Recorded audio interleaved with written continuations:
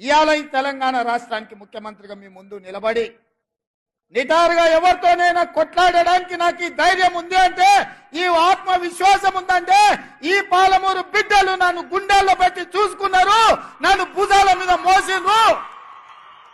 గల్లీ నుంచి ఢిల్లీ వరకు మేమున్నాం, నువ్వు కొట్లాడు.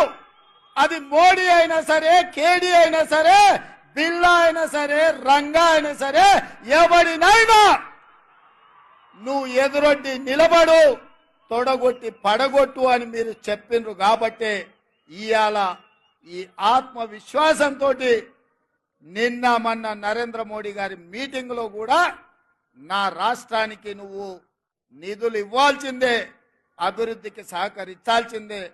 నువ్వు గుజరాత్ కు బుల్లెట్ ట్రైన్ వేసుకున్నా, సబర్మతి రివర్ ఫ్రంట్ కట్టుకున్నా, గిఫ్ట్ సిటీ కట్టుకున్నా, నా పాలమూరుకో నా తెలంగాణకు